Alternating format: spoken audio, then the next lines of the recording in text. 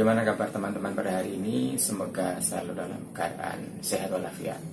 Kali ini kita akan bicara mengenai perkawinan siri atau pernikahan siri.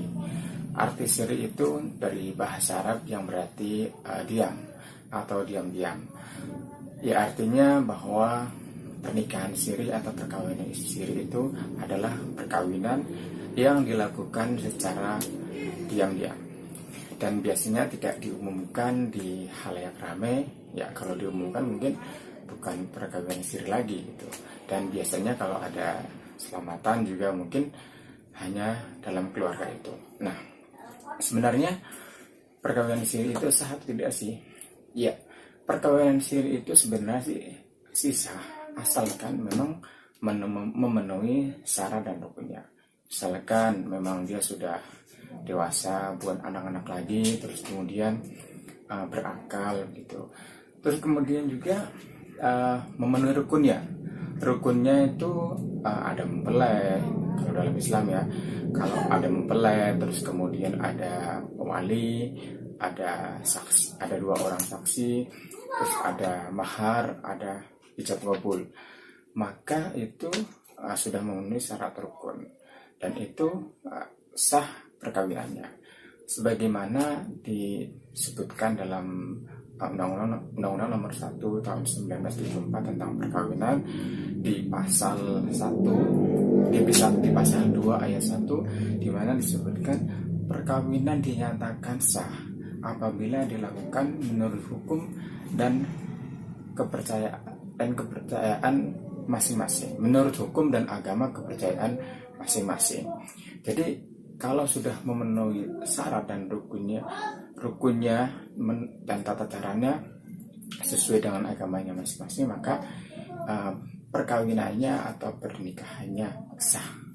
Tuh, meskipun dilakukan secara siri. Nah, tetapi yang jadi masalah adalah perkawinan siri ini biasanya tidak dicatatkan di dalam negara. Artinya perkawinan siri yang dicatatkan ini tidak mempunyai kekuatan hukum dan legalitas. Dengan kata lain bahwa perkawinan siri ini tidak diakui oleh negara. Jadi misalnya ada satu permasalahan di dalam keluarga yang dilakukan dengan pernikahan siri ini.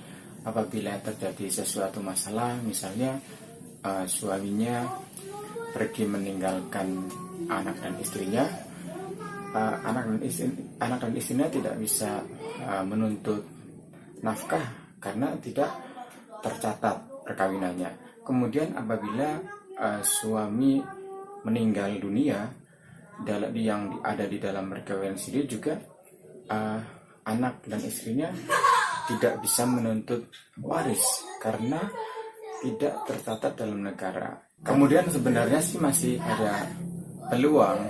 Jadi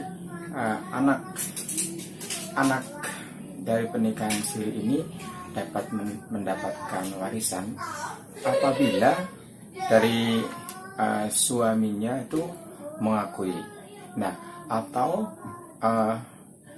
didapat dengan suatu ilmu pengetahuan, yaitu tes DNA bahwa anak tersebut adalah biologis dari laki-laki tersebut, sebagaimana dalam putusan MK nomor 46 garis miring PUU strip Romawi 8 garis miring 2010 tanggal 17 Februari tahun 2012, di mana anak biologis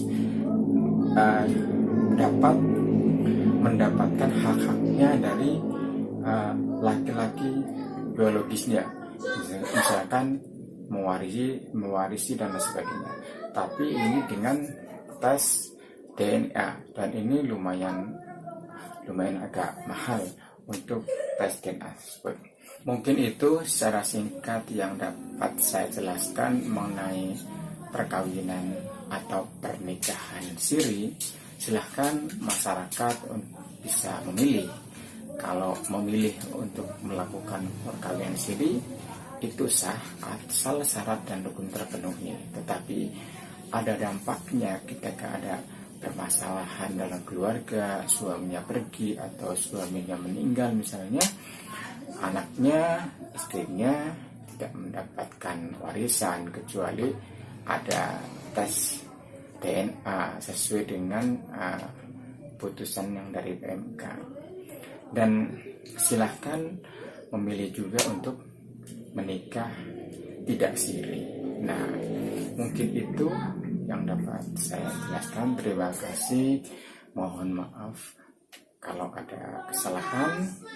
Silahkan komen, terus like dan subscribe, dan boleh di-share ke media sosial yang teman-teman semua punya. Terima kasih. Assalamualaikum warahmatullahi wabarakatuh.